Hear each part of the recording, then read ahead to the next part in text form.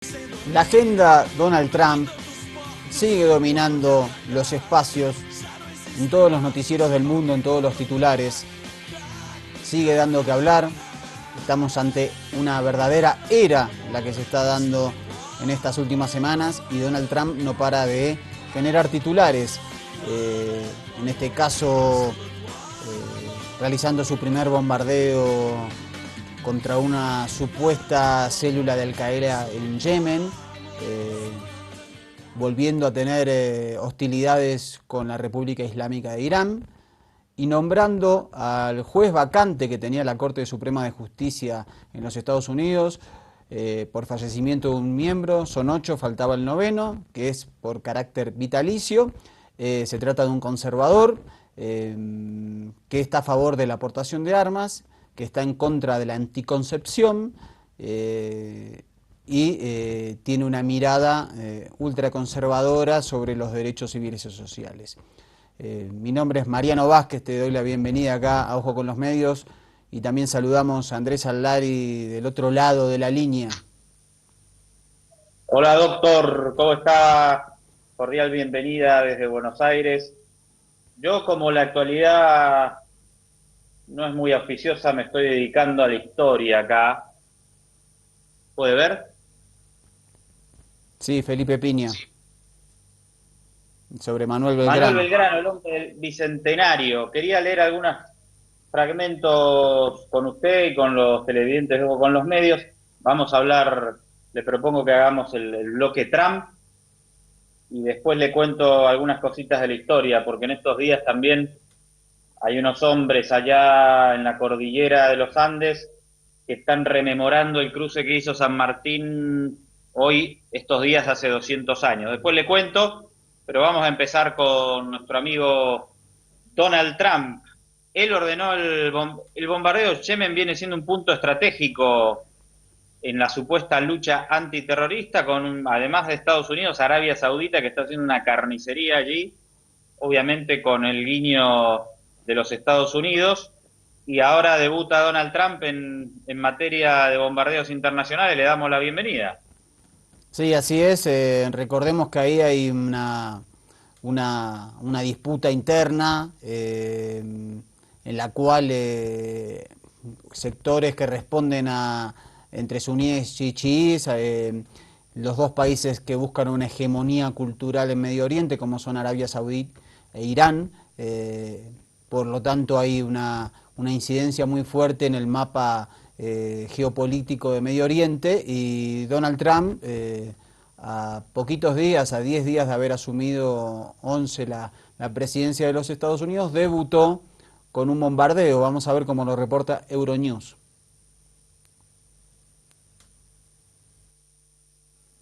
Al menos 41 presuntos miembros de Al-Qaeda, incluidos varios jefes, así como 16 mujeres y niños, murieron este domingo en un ataque aéreo atribuido a Estados Unidos en el centro de Yemen.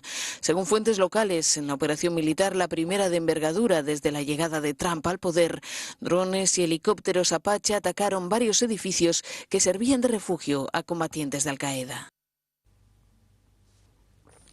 Bueno, y para que no haya una excepción en esos bombardeos con drones, con aviones no tripulados que realiza Estados Unidos, hubo también muertes civiles, 17 confirmadas, mujeres y niños.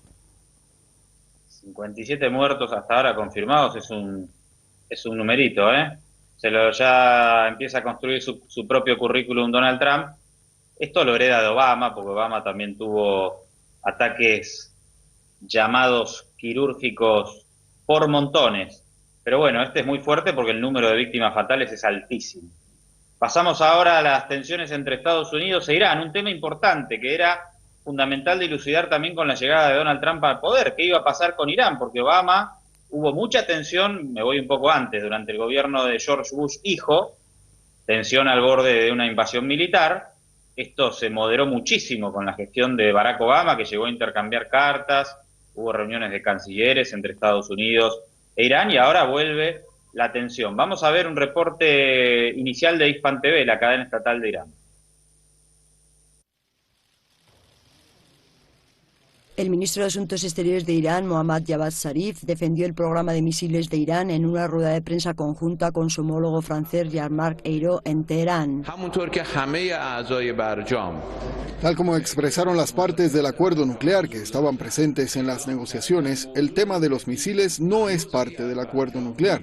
Lo han anunciado en el pasado tanto el gobierno de Francia como el de Estados Unidos. El canciller iraní además se dirigió al gobierno de Estados Unidos, instándolo a no crear nuevas tensiones por alegaciones sin fundamento. Esperamos que el tema del programa defensivo de Irán, que no figura definitivamente en la resolución 2231 ni en el acuerdo nuclear, no se convierta en un pretexto para posibles juegos políticos del nuevo gobierno estadounidense. No obstante, desde la sede de la ONU en Nueva York, la embajadora de Estados Unidos dijo que tales pruebas son inaceptables. Podemos confirmar que Irán realizó un ensayo de misiles de medio alcance el domingo 29 de enero. Es absolutamente inaceptable. Estados Unidos no es ingenuo. Vamos a perseguir este caso. Ustedes lo van a ver. Nosotros estamos comprometidos en nuestra tarea y les vamos a hacer entender que nunca lo vamos a aceptar. Además, trabajaremos para prohibir que ningún país pueda vender tecnología necesaria para seguir estas pruebas. Por su parte, el portavoz de la Cancillería iraní, Bahram Ghasemi, sin admitir o rechazar la ejecución de una prueba misilística, enfatizó que Irán realiza los ensayos de misiles balísticos conforme a las leyes internacionales. Aseguró que estos misiles no están diseñados para portar cabezas nucleares y tienen solo naturaleza defensiva. Creo que es un nuevo intento, en este caso por parte de Estados Unidos, de tratar de condicionar el normal desarrollo de la República Islámica de Irán. Y en todo caso, también buscará, creo yo, profundizar la brecha, quizás pueda incluso buscar profundizar la vía de las sanciones económicas contra Irán. Creo que el gobierno de Trump va por esa línea simplemente porque tiene el apoyo y porque es un aliado de Israel. Inés Ibáñez con información de Ramin Baitzá de Hispan TV Noticias. Bueno, efectivamente Donald Trump durante la campaña había dicho que el acuerdo nuclear que se había realizado con Irán era muy malo y que lo iba a llevar atrás. Bueno, aumentan las tensiones, otro frente de batalla para la nueva administración republicana en los Estados Unidos. Estas son las diferencias de las que hablamos siempre, ¿no? Cuando gobiernan estos sectores conservadores, creo que pasa en todos lados, ¿no? Aumenta esta tensión, esta angustia, esta preocupación por lo que pueda suceder a nivel internacional, porque no sabemos qué determinación o hacia dónde puede ir la política de Donald Trump. El que habló el otro día, y a lo mejor sería interesante recuperar ese testimonio, es Mikhail Gorbachev. ¿Usted pudo escucharlo? Dijo que el mundo se encaminaba hacia una nueva guerra. Sí, efectivamente, el ex presidente de la Unión Soviética, el que inició la perestroika y la glasnost, habló sobre tensiones internacionales que podían derivar en una tercera guerra mundial. Y habría que analizarlo a detalle, ¿no? Porque en principio lo que vemos es que, más allá de la agresividad de Trump, las relaciones de Washington con Moscú van a ser mejores ahora, teóricamente, que durante la administración de Obama con Putin, ¿no? Sí, hay que ver cuando ya hablaron telefónicamente ambos presidentes, hay que ver cuando se realice el primer encuentro cara a cara, cuáles serán los acuerdos que empiezan a tejer ambas potencias. Y la tensión también con quien sí sube es con China, que no es un dato menor, ¿no? Sobre todo en términos económicos. Sí, y no solo económicos, porque también China habló de una movilización militar, si Estados Unidos seguía con su intención de establecer ciertos controles en territorio o en la plataforma marítima china y algunos territorios en disputa allí, en fin, sí, hay muchos elementos que estaría bueno que los analicemos en algún otro programa. Sí, eso es en el mar de la China con algunas islas que China reclama históricamente que están en poder de Japón y que bueno, esos ejercicios militares se vienen produciendo hace rato porque hay portaaviones de los Estados Unidos en la zona hace ya varios años. Así es. Bueno, vamos a ver ahora un reporte que tiene que ver también con Irán, el petróleo, Estados Unidos. En este caso vimos antes a Hispan TV, la cadena estatal iraní, ahora vemos a CNN. que no es estatal de Estados Unidos, pero está más o menos ahí cerquita. Así se ve el nuevo logro de petróleo de Irán. Es el campo de Yadabaran, en la frontera con Irak. Ali Sayyadian es un ingeniero de petróleo que monitorea y repara el equipo nuevo. Estamos haciendo que sea moderno, para que la gente joven y los que quieran un trabajo nuevo puedan venir a Irán y encontrar un buen trabajo en Irán. Teherán descubrió recientemente que el campo de Yadabaran tiene el doble de petróleo de lo anticipado, cerca de 34 millones de barriles. Es decir, este lugar será expandido enormemente en años venideros. Esta es una de las instalaciones de petróleo y gas más avanzadas de Irán, y el gobierno de la República Islámica cree que si sigue expandiendo lugares como este, entonces será una de las potencias más grandes de hidrocarburos en el mundo. Durante años, las sanciones dificultaron el crecimiento de la industria petrolera de Irán. Ahora el país quiere desatar su pleno potencial. Este es el campo de petróleo de Yaran, en la misma región, donde los ingenieros están en la etapa final de construcción. Pero al mejorar la relación entre Estados Unidos e Irán durante la época de Obama, muchos temen que Donald Trump tendrá una postura más dura. Trump pone en duda el acuerdo nuclear entre Teherán, Washington y otros países, que llevó a la reducción de las sanciones. Él negoció en un acuerdo desastroso con Irán y vimos cómo ignoraron las condiciones aún inmediatamente después de firmar. Hablé con el director de la empresa de ingeniería y desarrollo de petróleo de Irán y reconoció que hay preocupación en Teherán. I hope Mr. Trump doesn't reduce our speed. Tengo la esperanza de que el señor Trump no reduzca nuestras posibilidades, porque avanzaremos para desarrollar nuestro país. Pero si él genera ruido, la velocidad de nuestros desarrollos y de nuestros avances podrían verse reducidos, pero nunca pararemos. But we never stop. Muchos en la industria del petróleo y del gas tienen la esperanza de que las sanciones de Trump sean distintas a su retórica de campaña, que el hombre de negocios convertido en presidente esté dispuesto a realizar acuerdos con ellos también. Fred Blake en CNN en el campo de petróleo de Yadabaran Oil Field en el sur de Irán. Bueno, ahí las perspectivas económicas de la República Islámica de Irán, dos pozos petroleros que al final tenían mucho más potencial de que esperaban, y eso espera que a Irán le sirva muchísimo para el desarrollo económico y para superar algunas dificultades económicas internas. Bueno, varias cositas aquí que quiero poner sobre la mesa rápido. Me imagino que la nota del corresponsal será anterior o unos días antes de todos estos sucesos, porque el gobierno de Irán, en reciprocidad a la medida tomada por Trump, prohibió la entrada de ciudadanos estadounidenses. Esta nota sí es de principio de la semana.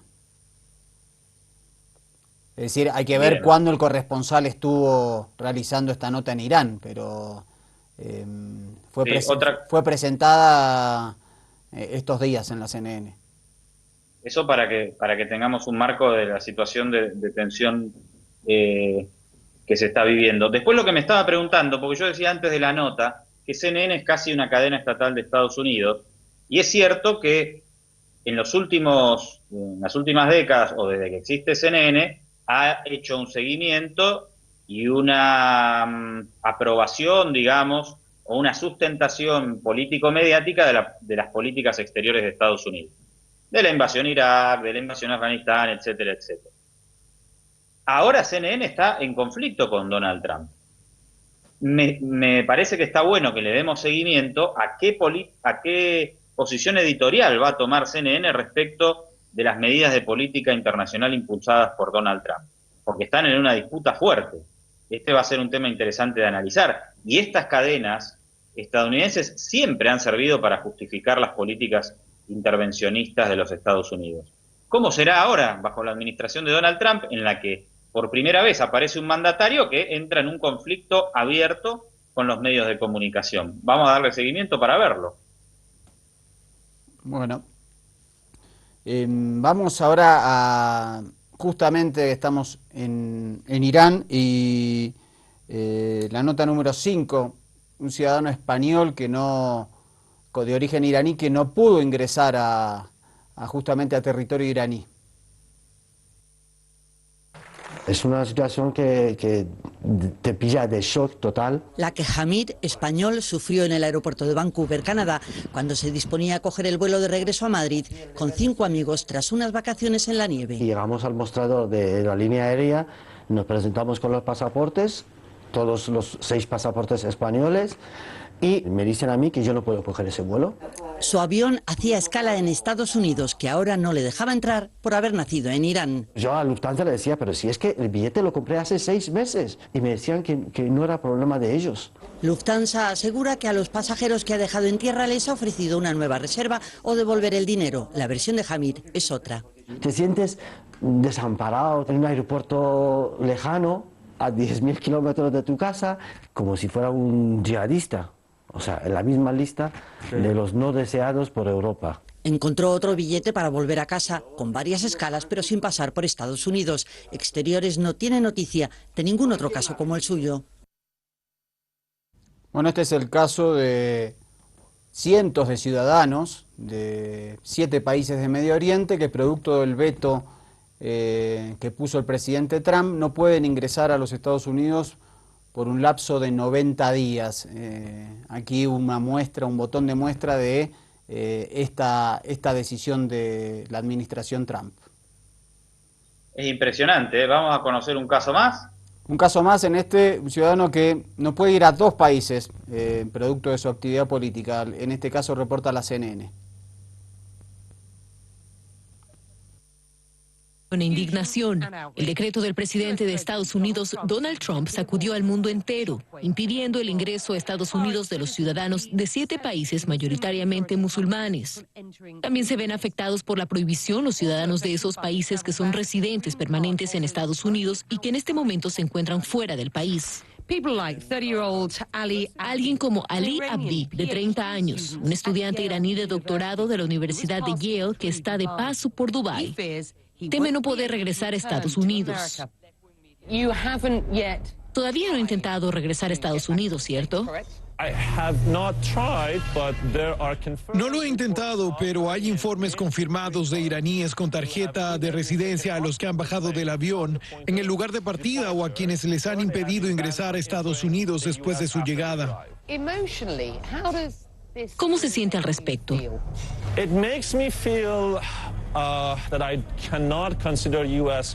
Me hace sentir que ya no puedo considerar que Estados Unidos es mi hogar.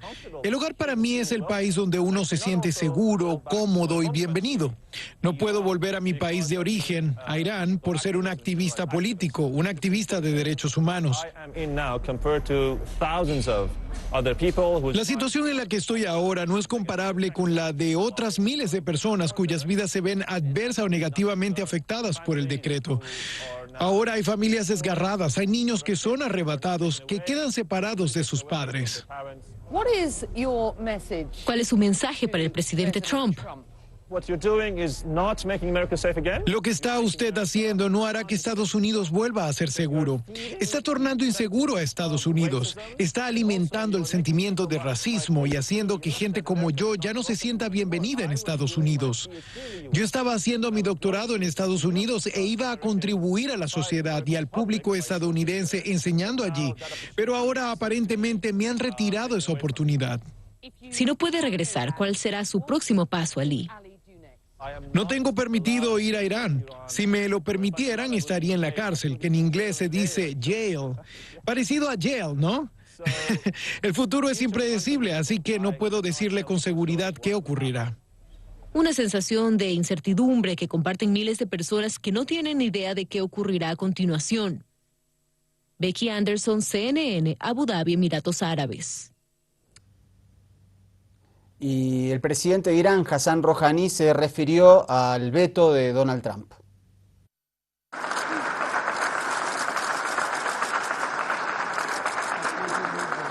En la capital, Teherán, en una ceremonia en ocasión del Día Nacional de la Tecnología, Rouhani calificó de discriminatoria la reciente decisión de Donald Trump. El nuevo presidente norteamericano prohibió la entrada a su país a ciudadanos de 7 naciones, la mayoría musulmanas, entre ellas Irán.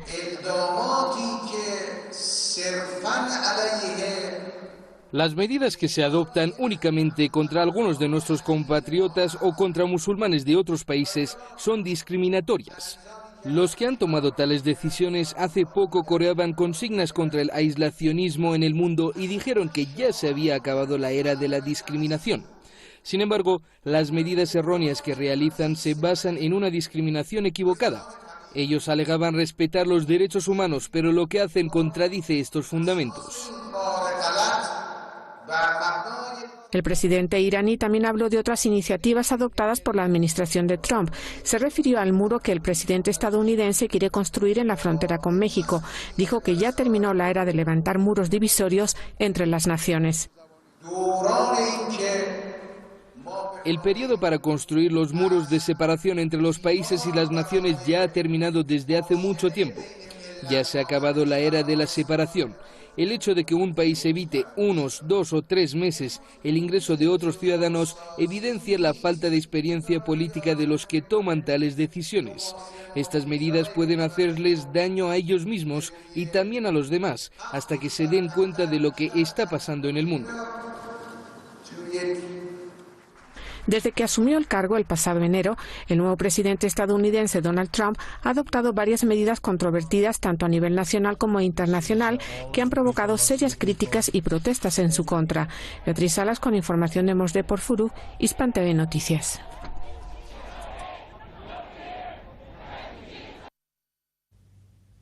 Bueno, hay un... ¿Hace falta que pasemos por todo esto? ¿Qué va a pasar después de los 90 días? ¿Los que ahora son malos van a pasar a ser buenos o van a ampliar el lapso de prohibiciones? Es delirante lo que estamos viendo, ¿eh? Es gravísimo lo que estamos viendo.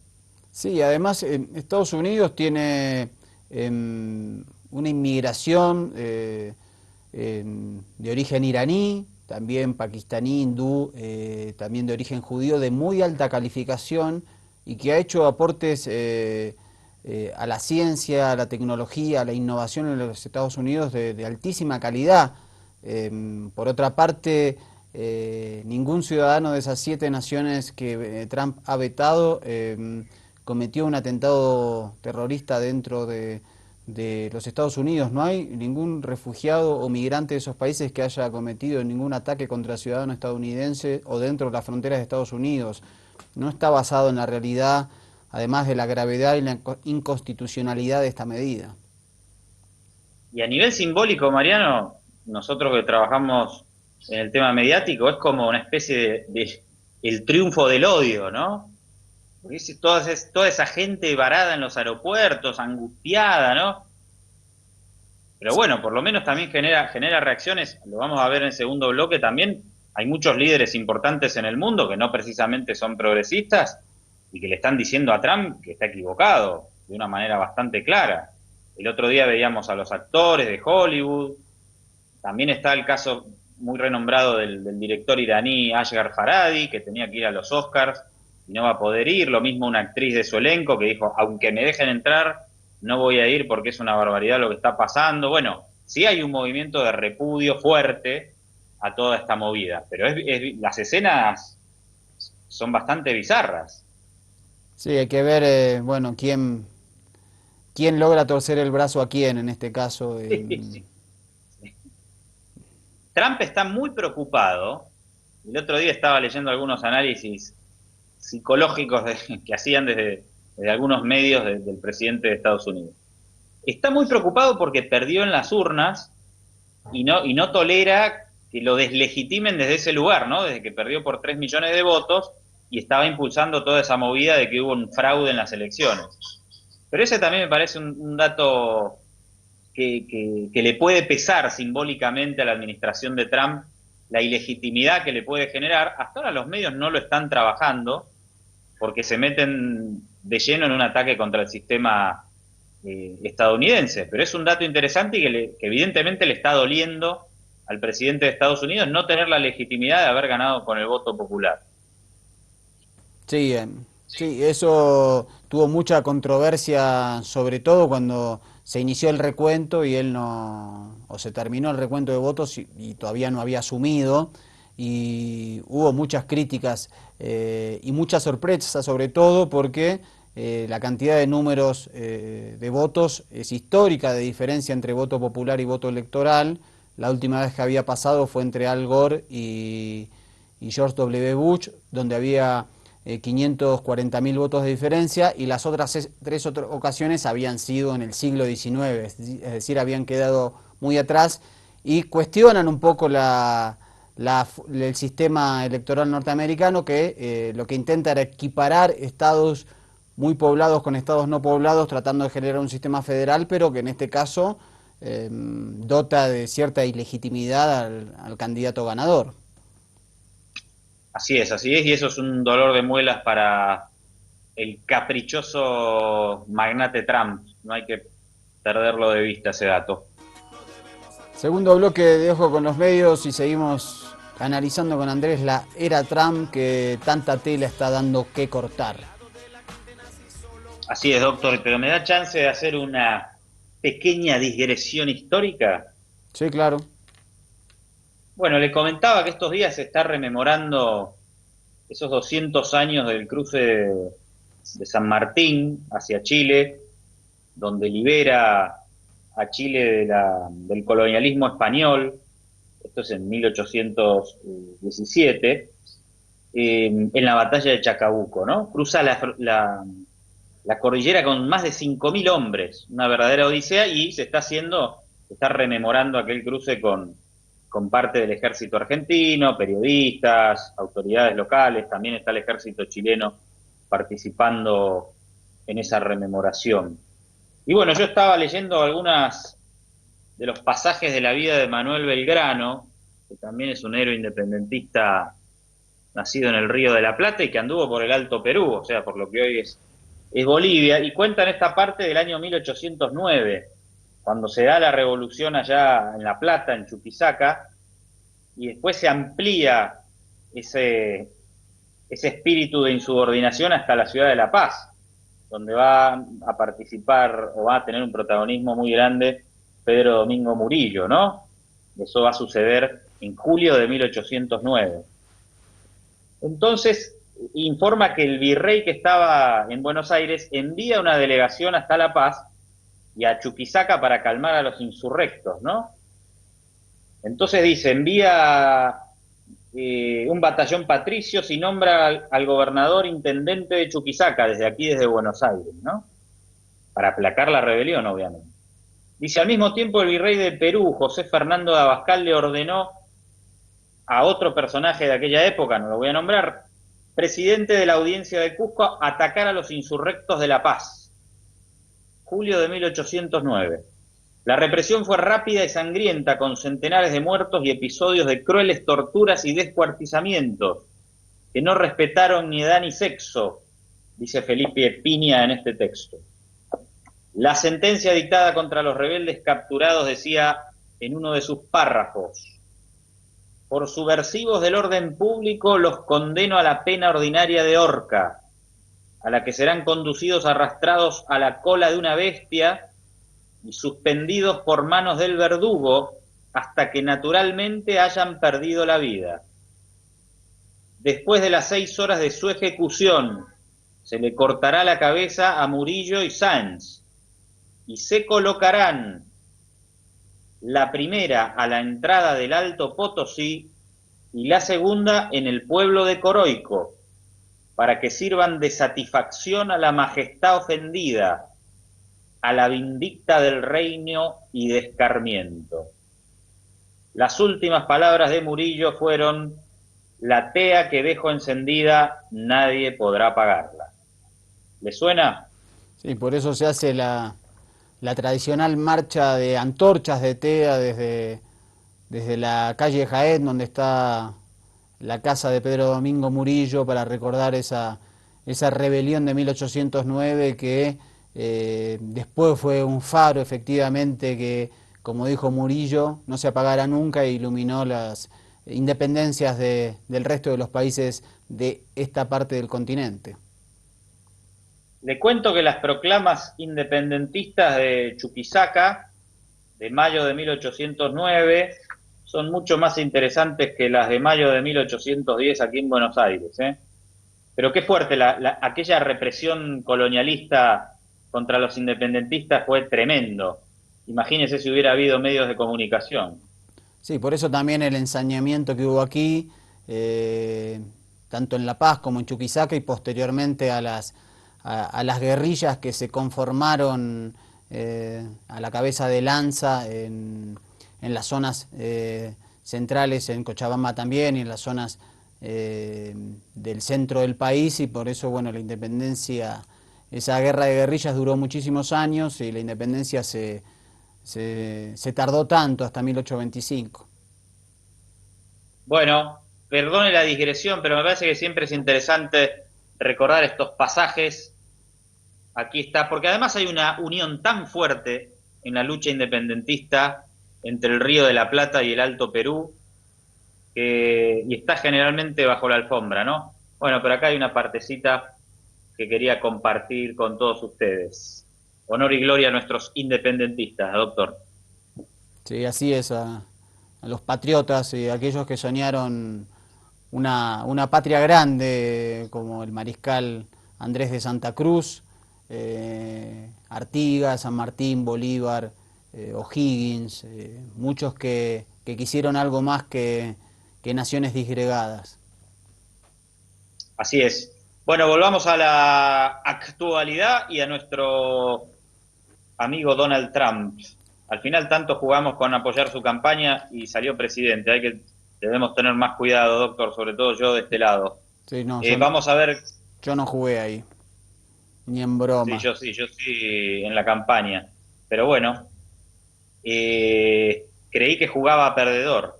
Trump propone a un conservador para completar la Corte Suprema, informe de Televisión Española. Nota número 10, querido Cuchi Cuchi. 49 años, conservador y partidario de interpretar la Constitución como lo harían quienes la escribieron. Neil Gorsuch es la propuesta de Donald Trump para ocupar la vacante en el Supremo. Si se confirma su nombramiento, habrá 5 jueces conservadores frente a 4 progresistas. La elección de un juez del Supremo tiene una enorme relevancia. Los puestos son vitalicios y el tribunal es la última instancia para dirimir disputas entre estados y gobierno federal o fallar sobre leyes y temas como el aborto o la posesión de armas.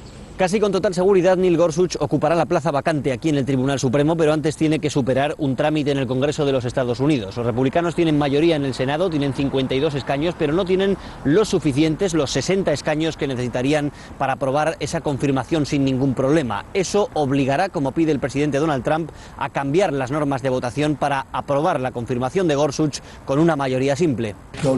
Utilizad la opción nuclear, ha dicho hoy Trump, una manera de pedir a los republicanos en el Senado que cambien las normas de votación si es necesario para superar un hipotético bloqueo demócrata. Los demócratas anuncian una dura batalla en el Congreso en ese y otros frentes. Esta semana han boicoteado los procesos de confirmación de varios altos cargos de la administración Trump, aunque los republicanos hoy los han sacado adelante sin la presencia de los demócratas en la sala.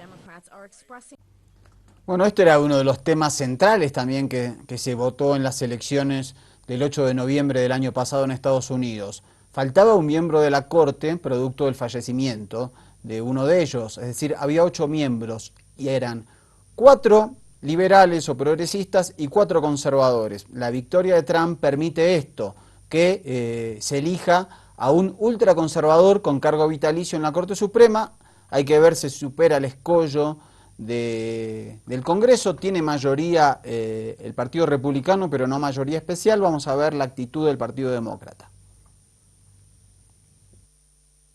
Los principales grupos de la Cámara están de acuerdo en que la Unión debe enviar una señal clara de que rechaza las decisiones de Trump, especialmente el veto a los ciudadanos de países musulmanes, y han emplazado a los líderes europeos a que lo hagan en la cumbre del próximo viernes en Malta. Según la jefa de la diplomacia de la Unión, Federica Mogherini, Estados Unidos ha aclarado que ese veto no afecta a los europeos con doble nacionalidad, a pesar de lo cual ha dicho que se trata de una medida discriminatoria que crea frustración y enfado y aumenta la tensión. El Grupo Popular ha sugerido que no se acredita al nuevo embajador en Bruselas designado por Trump por sus ataques a la UE, y los socialistas, a propuesta de los diputados españoles, han planteado llamar a consultas al representante europeo en Washington. Ciertamente no estamos de acuerdo con la orden del presidente de Estados Unidos del 27 de enero, como muchos en Estados Unidos no parecen estar de acuerdo. Damos la bienvenida a la aclaración de que la prohibición no afectará a ciudadanos de la Unión Europea, pero seré clara, esto no cambia nuestra opinión general sobre la orden. Bueno, otro de los temas fuertes, en este caso la Unión Europea amenaza con trabar la propuesta de Donald Trump de quién va a ser el embajador en Bruselas, es decir, el embajador de los Estados Unidos ante los países de la Unión Europea. Ayer justamente estábamos hablando de cómo iba a ser esta disputa política entre el bloque unionista europeo y las propuestas aislacionistas de Donald Trump. Y ya las estamos empezando a dilucidar con notas como la que acabamos de ver. Otra propuesta de EFE, la agencia estatal española, también nos muestra una diferencia cultural muy fuerte entre lo que va a impulsar o lo que van a impulsar países como Alemania en contraposición a lo que está bajando desde Estados Unidos.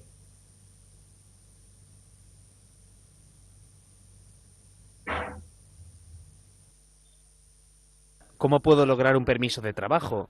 ¿Dónde puede ir mi hijo al colegio? ¿Qué pasa si viajo sin billete en el transporte público? Son algunas de las cuestiones que se responden en la nueva web habilitada en Alemania para ayudar a los refugiados. Un equipo de periodistas y voluntarios de varias nacionalidades presentaron este miércoles el portal en 4 idiomas con información útil para los 1,2 millones de refugiados llegados al país en los últimos 2 años. Así, handbookgermany.de, libro de bolsillo Alemania, pretende ser una plataforma informativa para comunidades de refugiados y recién llegados, según explican los autores en la página web. Su principal objetivo es difundir información fiable a las personas que llegan a Alemania, ya que la veracidad es el talón de Aquiles de muchos de los grupos montados en redes sociales y en Internet. Es por ello que todos los datos que aparecen en esta página web son contrastados por el equipo editorial, según asegura la iniciativa, que aspira a ofrecer exclusivamente información de primera mano. La página ya opera en alemán, inglés, árabe y dari, la versión del persa que se habla en Afganistán. Bueno, esa es la batalla por el sentido y la batalla cultural que hay hoy en el planeta. Si las medidas racistas y xenófobas de Donald Trump son imitadas, o si por el contrario grupos de países se atreven a abrir aún más sus puertas a la inmigración, a los refugiados y a una muestra de tolerancia respecto a la intolerancia y el odio y el miedo al otro que profesa la nueva administración en los Estados Unidos. Así es, y por eso en ese mismo marco, Donald Trump, ¿se acuerda que atacó duramente a la canciller Angela Merkel, diciendo que le había abierto las puertas prácticamente al yihadismo internacional, ¿no? Sí, así es. Bueno, la propia Angela Merkel tuvo bastantes críticas al interior de su país por su política migratoria, su política ante los refugiados, y han crecido movimientos islamofóbicos dentro de Alemania, como es la organización Pegida o también fuerzas políticas que ahora, por ejemplo, el NDA es la tercera fuerza en Alemania. Al final, doctor, a los líderes que antes criticábamos por conservadores, ahora ante este cambio de rumbo los vamos a tener que defender por progresistas. Estoy exagerando un poco, pero es un poco así, ¿eh? Pero el problema que termina sucediendo es que ante ciertos males que profesan un odio muy fuerte, que pretenden volver a tiempos muy oscuros de la humanidad, muchas veces la única opción es el mal menor. Por eso muchos gobiernos conservadores en Francia fueron votados por el centro izquierda y de izquierda, porque si no el que llegaba al poder era el Frente Nacional de Le Pen. Así es, así es. En el primer bloque hablábamos de la relación de Trump con CNN. Vamos a ver 18 segunditos de un reporte de Russia Today. El conflicto entre la nueva administración y algunos medios. El diario Político señala que la Casa Blanca se niega a enviar a sus portavoces a los programas de la CNN. Todo esto sucede después de que el propio presidente llamase a los contenidos de aquella cadena de noticias como noticias falsas. Bueno, es una de las guerras abiertas de Donald Trump con los medios, que fueron fuertes durante la campaña. Recordemos, por ejemplo, con Univision, en algunos momentos con la CNN, con la NBC también, es decir, Trump y los medios es una batalla latente. Así es, y vamos a ver cómo evoluciona, que es nuestro tema. ¿Imágenes de Escocia para extendernos un ratito? Sí, en Escocia hacen una celebración por su naturaleza vikinga. Miren esta celebración del fuego que hay en esa isla hermosísima que hay allá por Europa.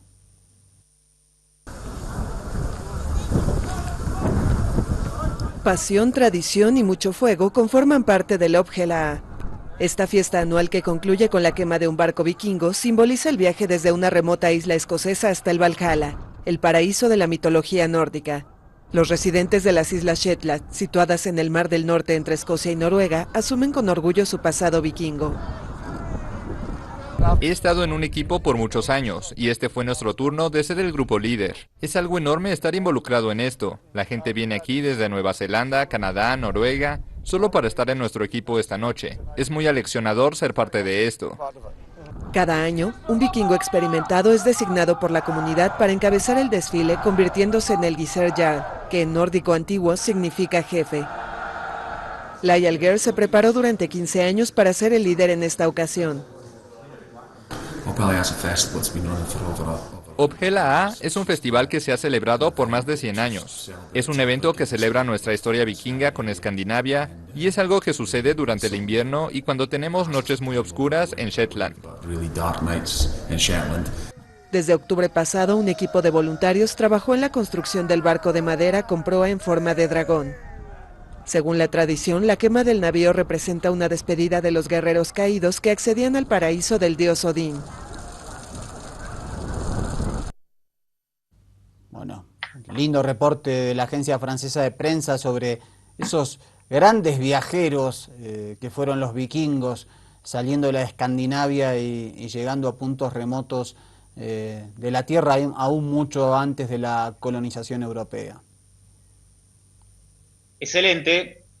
Hay buenas notas que se rescatan de la AFP y la BBC, o hay unas de BBC muy duras, terribles. Hay una sobre Duterte y otra sobre México fuertes. A ver si en estos días tanta política nos deja un ratito para poner este tipo de materiales y otros que aunque sean más duros, también es interesante poner en pantalla.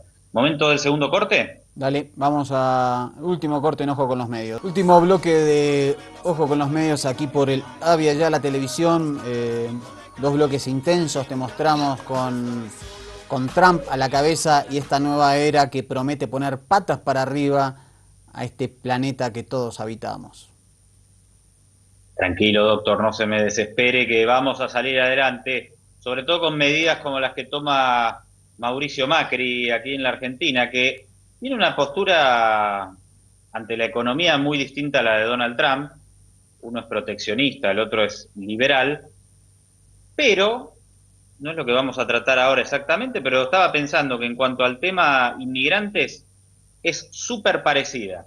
Después lo comentamos un minutito más que nos quede, pero vamos a ver el nuevo tarifazo que propone Mauricio Macri y ya se está hablando aquí de privatizar de nuevo, le comento en exclusiva, y estaría bueno tal vez que el viernes podamos poner en pantalla algún material especial sobre este tema, pero ya están hablando algunos periodistas y revelando que el gobierno se plantea la privatización de las empresas estratégicas. Una vez más, doctor, al igual que en los años 90, estamos hablando de la empresa estatal de petróleo, YPF, de Aerolíneas Argentinas, de los trenes. Parece que eso es lo que está detrás de toda esta política. Mientras tanto, el bolsillo de la gente se sigue afectando. Reporte de la Deutsche Welle de Alemania. Febrero empieza con más incrementos tarifarios para los argentinos. Tras el alza al precio del combustible en enero, ahora toca la electricidad. En febrero de 2016, la energía eléctrica tuvo una subida de entre el 200 y el 300% semanas después de que Macri asumiera la presidencia. Una medida que, en parte, incrementó la inflación en un 40% hasta final de año. Ahora, el gobierno anuncia una alza escalonada de entre un 60 y un 148%, intentando calmar de antemano a la población. Vamos a desdoblar el aumento para que la incidencia en el mes de febrero sea menor y que el valor completo de esas incidencias se vea recién a partir del mes de marzo. Unos 3 millones de consumidores del área del Gran Buenos Aires serán los más afectados. En el resto del país se proyecta que el incremento se fije alrededor del 37%. Según el gobierno, la medida tiene como objetivo normalizar el precio de la energía eléctrica con la reducción de subsidios. Sin embargo, los críticos advierten que el alza no hará sino incrementar el costo de la vida para los ciudadanos en medio de una recesión. Bueno, esta es la situación característica del gobierno de Mauricio Macri, ajuste, pérdida del poder adquisitivo de los trabajadores, pérdida de derechos sociales y recuperación de beneficios históricos a los grandes grupos concentrados de la economía. Y pérdida del empleo, todos los días están saliendo noticias, 40 por acá, 50 por allá, 120 por el otro lado. Esto es por el impulso a las importaciones. El nuevo ministro de Hacienda tiene la teoría de que la producción argentina es muy cara y de que para parar la inflación, el mejor método es abrir las importaciones, con el detalle de que esto deja en la calle a cientos y miles de trabajadores. Pero bueno, en esas estamos por acá para que tengamos siempre presente, ya lo sabíamos, pero vuelve la derecha al poder y esto es el retorno de las políticas neoliberales de los 90, no hay nada nuevo en el horizonte, aunque aquí se habla muy bien desde un lugar de marketing del cambio, ¿no? Sí, así es, bueno, y generalmente lo que sucede a los procesos progresistas de cambio, de transformación, lamentablemente no son instancias superadoras, sino retrocesos. Así es, momento de despedirnos, doctor, pero hagámoslo con un poco de música para irnos con mejor espíritu, ¿le parece?